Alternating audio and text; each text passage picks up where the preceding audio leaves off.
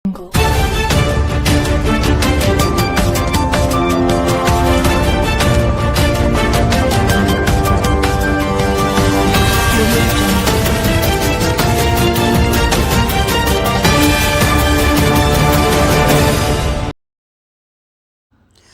Hi ನಮಸ್ಕಾರ ವೀಕ್ಷಕರೇ, ಕರ್ನಾಟಕ ರತ್ನ ನ್ಯೂಸ್ಗೆ ಸ್ವಾಗತ ಸುಸ್ವಾಗತ. ಜಮಖಂಡಿಯ ಪ್ರಸಿದ್ಧ ಮುತ್ತಿನಕಂತಿ ಹಿರೇಮಠದಲ್ಲಿ ನಾಡ ಹಬ್ಬ ದಸರಾ ಉತ್ಸವದ ನಿಮಿತ್ತ ಪೂರ್ವಭಾವಿ ಸಭೆ ನಡೆಯಿತು. ಇದೇ ಸಂದರ್ಭದಲ್ಲಿ ಮುತ್ತಿನಕಂತಿ ಶ್ರೀಗಳು, ಓಲೆ ಮಠದ ಶ್ರೀಗಳು, ಜಗದೆಲ್ಲಮ್ಮ ಅರ್ಚಕರು, ಮುಖಂಡರು, ಹಿರಿಯರು, ಯುವಕರು, ಭಕ್ತರು ಉಪಸ್ಥಿತರಿದ್ದರು. ವರದಿ ರವಿ ದೊಡಮನಿ, ಕರ್ನಾಟಕ ರತ್ನ ನ್ಯೂಸ್, ಜಮಖಂಡಿ. ಅಧಿಕಾರವನ್ನು ವಹಿಸಿಕೊಂಡ ಮೇಲೆ 2007ರಲ್ಲಿ ತಾವೆಲ್ಲ ನಮಗೆ ಮಠದ ಜವಾಬ್ದಾರಿಯನ್ನು ಕೊಟ್ಟಿದ್ದೀರಿ. ಬಹುಶಃ ನಾನು ಅಂದ್ಕೊಂಡು ಯಾವತ್ತು ಮಠದ ಜವಾಬ್ದಾರಿ ಅಲ್ಲ, ಸಮಾಜದ ಜವಾಬ್ದಾರಿಯನ್ನು ನಾನು ಕೊಟ್ಟಿದ್ದೆ. ಹಾಗಾಗಿ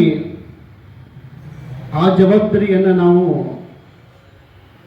ಯಾವ ರೀತಿಯಾಗಿ ಸಮಾಜದಲ್ಲಿ ನೆರವೇರಿಸಬೇಕು, ಸಮಾಜವನ್ನು ಯಾವ ರೀತಿಯಾಗಿ ನಾವು ಮುನ್ನಡೆಸಿಕೊಂಡು ಹೋಗಬೇಕು, ಇದೆಲ್ಲವನ್ನೂ ಕೂಡ ಚಿಂತನೆಯನ್ನು ಮಾಡ್ತಾ ಇದಕ್ಕೆ ಏನಾದರೂ ಒಂದು ಆಯಾಮವನ್ನು ಹಾಕಬೇಕು ಅಂತ ಹೇಳಿ ವಿಚಾರ ಮಾಡಿ 2007ರಲ್ಲಿ ಅಧಿಕಾರ ವಹಿಸಿಕೊಂಡ ಮೇಲೆ 2008ರಲ್ಲಿ ಈ ಒಂದು ದಸರಾ ಮಹೋತ್ಸವವನ್ನು ನಾವೆಲ್ಲ ಮಾಡಲಿಕ್ಕೆ ಪ್ರಾರಂಭ ಮಾಡಿದ್ದೀವಿ. ಆರಂಭದಲ್ಲಿ ಸಣ್ಣ ಪ್ರಮಾಣದಲ್ಲಿ ಕಾರ್ಯಕ್ರಮ ಪ್ರಾರಂಭವಾಯಿತು. ಒಂದು ದೇವಿಯ ಒಂದು ಕೃಪೆಯಿಂದ ಪ್ರತಿ ವರ್ಷವೂ ಕೂಡ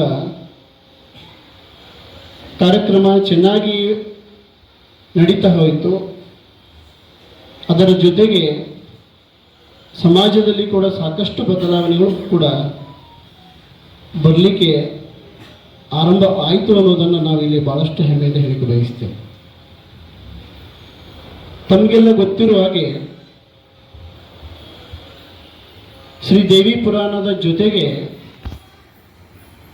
ಶ್ರೀಮಠದಲ್ಲಿ ವಿವಿಧ ಸಾಂಸ್ಕೃತಿಕ ಕಾರ್ಯಕ್ರಮಗಳು ಕೂಡ ನಾವು ದಸರಾ ಒಂದು ಸಂದರ್ಭದಲ್ಲಿ ಹಮ್ಮಿಕೊಂಡು ಬಂದಿದ್ದೇವೆ. ಅದರಲ್ಲಿ ವಿಶೇಷವಾಗಿ ಸಾಧಕರನ್ನು ಕರೆದು ಸಾಧಕರಿಗೆ ಗೌರವವನ್ನು ಕೊಡುವುದು ಒಂದು ಕಡೆ, ಇನ್ನೊಂದು ಸಮಾಜದಲ್ಲಿ ಸೇವಾ ಮಾಡಿ ಬಹಳಷ್ಟು ಜನ, ಯಾಕಂದರೆ ಅದು ನಮ್ಮ ಭಾಗದಲ್ಲಿ ಹೇಳಬೇಕಂದ್ರೆ ಲೆಕ್ಕ ಇಲ್ಲದಷ್ಟು ಸೇವೆಯನ್ನು ಮಾಡ್ತಾ ಬಂದಿರತಕ್ಕಂತಹ ವ್ಯಕ್ತಿಗಳನ್ನು ಕೂಡ ಗುರುತಿಸಿ ಅವರಿಗೂ ಕೂಡ ಒಂದು ಶ್ರೀಮಠದ ಪರವಾಗಿ ಗೌರವವನ್ನು ಸಲ್ಲಿಸುವಂಥ ಕೆಲಸವನ್ನು ಮಾಡ್ತಾ ಬಂದಿದ್ದೇವೆ. ನಿಮಗೆಲ್ಲ ಗೊತ್ತಿರುವ ಹಾಗೆ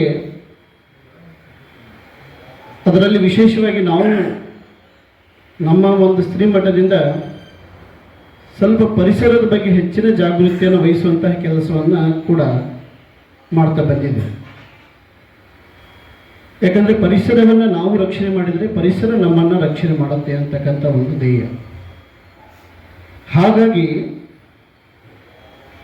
ಅದನ್ನು ಕೂಡ ನಾವು ಗಮನಕ್ಕೆ ತಗೊಂಡು ಕೇವಲ ಶ್ರೀಮಠದ ಜವಾಬ್ದಾರಿ ಅನ್ನೋದಷ್ಟೇ ಅಲ್ಲ, ಸಮಾಜದ ಕುಂಕುಮಾರ್ಚನೆ, ಹೋಮ, ಹವನ, ಮಹಾರುದ್ರ ಮೂರ್ತಿಗೆ ಮಹಾರುದ್ರಾಭಿಷೇಕಗಳನ್ನು ಮಾಡುವುದರ ಮುಖೇನ ಲೋಕ ಕಲ್ಯಾಣಾರ್ಥವಾಗಿ ಇದೆಲ್ಲವನ್ನ ಮಾಡೋಣ ಅಂತಕ್ಕಂತಹ ಮಹಾಪರಿಕಲ್ಪನೆ ಪರಮ ಪೂಜ್ಯರಿರೋದರಿಂದ ಈ ವಿಷಯಕ್ಕೆ ಸಂಬಂಧಪಟ್ಟ ಹಾಗೆ ಪೂರ್ವಭಾವಿ ಸಭೆಯನ್ನ ಕರೆದಿದ್ದು, ಈ ಪೂರ್ವಭಾವಿ ಸಭೆಗೆ ಈಗಾಗಲೇ ಆತ್ಮೀಯರು ಸ್ವಾಗತವನ್ನು ಕೋರಿದ್ದಾರೆ.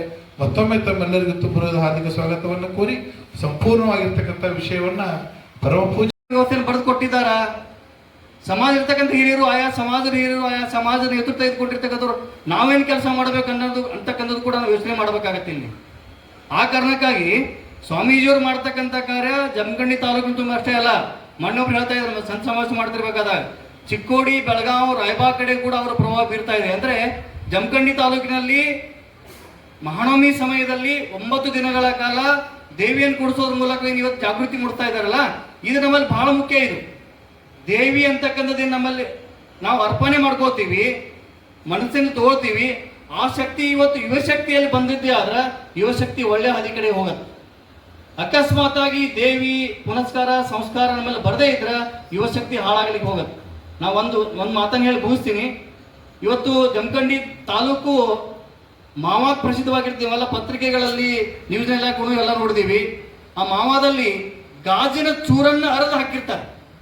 ಅದರಲ್ಲಿ 3 ಥರ ಬರ್ತದೆ. ಅದು 3 ಥರ ಇರ್ತಕ್ಕಂಥ ಮಾವನ್ನ ಸಾಮಾನ್ಯವಾಗಿರ್ತಕ್ಕಂಥ ಎಲ್ಲ ಯುವಕರು ಜಾಸ್ತಿ ಅದಕ್ಕೆ ಬಲಿಯಾಗ್ತಾ ಇದ್ರಿ. ಆ ಮಾವ ತಿನ್ನೋದ್ರಿಂದ ನಮ್ಗೆ ಏನಾಗ್ತಾ ಇದೆ ಅನ್ನೋದನ್ನ ನಾವು ಯೋಚನೆ ಮಾಡ್ತಾ ಇಲ್ಲ. ದೀರ್ಘವಾಗಿ ಹೋದಾಗ ಮಾಡ್ಕೊತ ಬಂದಿದ್ದಾರೆ. ನಾವೆಲ್ಲರೂ ಅದಕ್ಕೆ ಸಾಕ್ಷೀಭೂತರಾಗಿದ್ದೀವಿ. ಆ ಕಾರ್ಯಕ್ರಮ ಯಥೇಚ್ಛವಾಗಿ ಪ್ರತಿ ವರ್ಷ ಹೆಚ್ಚಾಗಿನೇ ಹೋಗ್ತಾ ಇದೆ.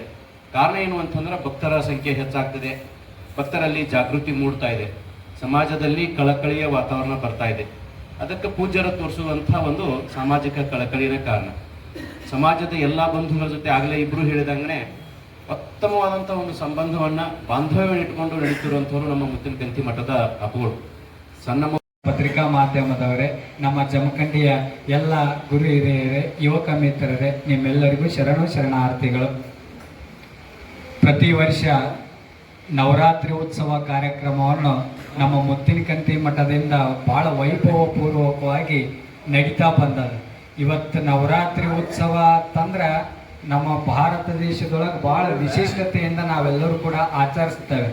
ನಾವು ಇವತ್ತು ಒಲೆ ಮಠಕ್ಕೆ ಒಂದು ಮಾತು ನೆನಪಿಟ್ಕೋರಿ, ಇವತ್ತು ಒಲೆ ಮಠಕ್ಕೆ ಇವತ್ತಾಗಿ ಬಂದೀನಿ ಅಂತಂದ್ರೆ ನಮ್ಮ ಪೂರ್ವಾಶ್ರಮದೊಳಗೆ ನವರಾತ್ರಿ ಉತ್ಸವ ಕಾರ್ಯಕ್ರಮ ಮಾಡೀನಿ ಅಂತ ತಿಳ್ಕೊಂಡ ಇವತ್ತು ಒಲೆ ಮಠ ನನಗೆ ಸಿಕ್ಕದಂತ ತಿಳ್ಕೊಂಡು ಭಾಳ ಅಭಿಮಾನದಿಂದ ಹೇಳುತ್ತಾರೆ. ನವರಾತ್ರಿ ಒಳಗ ಅದು ಒಂದು ಅದ್ಭುತವಾದ ಶಕ್ತಿ ಐತಿ. ಅದಕ್ಕೆ ಅಜ್ಜೋರ ಮಾರ್ಗದರ್ಶನದೊಳಗ, ಅಜ್ಜೋರ ಆಶೀರ್ವಾದದೊಳಗ ಈ ನವರಾತ್ರಿ ಉತ್ಸವ ಜಮಖಂಡಿ ಒಳಗ ಬಹಳ ನ ಭೂತೋ ನ ಭವಿಷ್ಯತಿ ಅನ್ನುವಂಗ ಪ್ರತಿ ವರ್ಷ ಜರುಗ್ತಾ ಬಂದಿದೆ. ಅದಕ್ಕೆ ಈ ವರ್ಷನೂ ಕೂಡ ಬಹಳ ವಿಶೇಷ ವಿಭಿನ್ನವಾಗಿ ಆಚರಿಸ್ಬೇಕಂತ ತಿಳ್ಕೊಂಡ ಅಪ್ಪವರೆಲ್ಲ ಅಜ್ಜವ್ರ ರೂಪಪ್ರವೇಶ ಹಾಕೊಂಡಿದ್ದಾರೆ. ಅದಕ್ಕೆ ನಾವೆಲ್ಲರೂ ಕೂಡ ಹೆಂಗಾಗೋದು ಅಂತಂದ್ರೆ ವಿಶೇಷ ನೋಡ್ರಿ, ನೀವು ಒಂದು ಅರ್ಥ ಮಾಡ್ಕೋರಿ, ನೀವು ಇಡೀ ಕರ್ನಾಟಕದೊಳಗೆ ಎಷ್ಟು ಊರ್ ಅದಾವು, ಎಷ್ಟು ಊರಾಗ ಎಷ್ಟು ಮಠಗಳದಾವ, ಎಲ್ಲಾ ಮಠಗಳದೊಳಗೂ ಅಡ್ಡಾಡ್ಕೊತ ಬರ್ರಿ. ಆದ್ರೆ ಅವ್ರವ್ರ ಮಠದ ಜಾತ್ರೆ ಒಳಗ ಅವ್ರ ಸ್ವಾಮಿಗಳು ಬಿಟ್ಟು ಬೇರೆ ಸ್ವಾಮಿಗಳಲ್ಲಿ ಇರಂಗಿಲ್ಲ. ಅವ್ರ ಭಕ್ತರ ಆತ, ಅವ್ರ ಸ್ವಾಮಿಗಳು ಆತ. ಆದ್ರೆ ನಮ್ ಜಮಖಂಡಿ ವಿಶೇಷ, ನಮ್ಮ ಮಠದಾಗ ನಡೆದಾಗ ಅಜ್ಜೋರ್ ಬರ್ತಾರ, ಅಜ್ಜೋರ್ ಮಠದಾಗ ನಮ್ ಬಂದಾಗ ನಾವು ಹೋಗ್ತೇವೆ. ಇದು ಒಂದು ಅಭಿನವ ಸಂಬಂಧ ಐತಲ್ಲ, ಇದು ಶಾಶ್ವತವಾಗಿರ್ಬೇಕು. ನಾವಂತೂ ಯಾವಾಗ್ಲೂ ಹಂಗ ಇರ್ತೇವೆ, ನಮ್ ನೀರಾಕ್ ಹಂಗ ಬಿಡ್ರಿ ನಾವು ದಯವಿಟ್ಟು. ಒಟ್ಟು ಈ ಏನಿಲ್ರಿ, ಏನೂ ಇಲ್ಲ, ಒಟ್ಟು ಪ್ರೀತಿಯಿಂದ ಬದುಕೋದು ಅಟ್ಟ ಈ ಜಗತ್ತಿನೊಳಗೆ ಏನೂ ಇಲ್ಲ. ಅದಕ್ಕೆ ನಾವೆಲ್ಲರೂ ಕೂಡ ಅಲ್ಲಿ ಬಂದಾಗ ಅಲ್ಲಿ ದುಡಿಯೋಣ, ಇಲ್ಲಿ ಬಂದಾಗ ಇಲ್ಲಿ ದುಡಿಯೋಣ. ಜಮಖಂಡಿ ಮಠ, ಇವು ಮುತ್ತಿನಕಂತಿ ಮಠ, ಒಂದು ಓಲೆ ಮಠ ಅಂತಂದ್ರ ಜಮಖಂಡಿ 2 ಕಣ್ಣು ಅಂತ ತಿಳ್ಕೊಂಡು ಬದುಕಿ ಬಿಡ್ರಿ. ಈ ಎಲ್ಲ ಸುಖ ಆಗ್ತಾವ. ಯಾರಿಗೂ ಏನು ಭೇದ ಭಾವ ಮಾಡಕ್ ಹೋಗ್ಬೇಡಿ. ಅಜ್ಜವರು ಸಹಿತ ನಾ ತಿಳ್ಕೊಂಡು ಬಿಟ್ಟೇನೆ. ನನ್ನ ಮಠಕ್ಕೆ ಬಂದ ಮೇಲೆ ನನ್ನ ಗುರುಗಳಂತರೂ ಅವ್ರ ಸೇವಾ ಮಾಡೋ ಸೌಭಾಗ್ಯ ಸಿಗ್ಲಿಲ್ಲ, ಅವ್ರ ಜೋಡಿ ಇರುವಂತ ಸೌಭಾಗ್ಯ ನನಗೆ ಸಿಗ್ಲಿಲ್ಲ. ಅಭಿನವ ಕುಮಾರ ಚನ್ನಬಸವ ಸ್ವಾಮಿಗಳ ಜೋಡಿ ನನಗೊಂದು ಆಸೆ ಇತ್ತು. ನಾ ಮೇಲಿನ ಮೇಲೆ ಹೇಳ್ತೀನಿ, ಗುರುಗಳು ಇದ್ದ ಮಟ್ಟಕ್ಕ 1 ವರ್ಷ ಆದ್ರೂ ಕೂಡ ನಾನು ಆಗ್ಬೇಕು, ಒಟ್ಟು ಗುರುಗಳು ಇದ್ದ ಮಟ್ಟಕ್ಕೆ ಆಗ್ಬೇಕಂತಿತ್ತು. ಆದ್ರೆ ನನ್ನ ಮನೆ ಬರೋದೊಳಗೆ ಅದು ಬರೀಲಿಲ್ಲ. ಗುರುಗಳು ಲಿಂಗೈಕ್ಯ ಆದ್ಮೇಲೆ ನಾನು ಬಂದೆ. ಆದ್ರೆ ಅಭಿನವ ಕುಮಾರ ಚನ್ನಬಸವ ಸ್ವಾಮಿಗಳನ್ನ ಯಾರ ಸ್ವರೂಪದೊಳಗೆ ನಾ ಸುಮ್ಮನೆ ಬಾಯಿಯ ಆಡಂಬರದಿಂದ ಹೇಳತಕ್ಕಂಥ ಮಾತಲ್ಲ, ನನ್ನ ಅಂತರಾಕ್ಷಿಯಿಂದ ಅಂತರಾತ್ಮದಿಂದ ಪ್ರಮಾಣ ಮಾಡಿ ಹೇಳುತ್ತೀನಿ.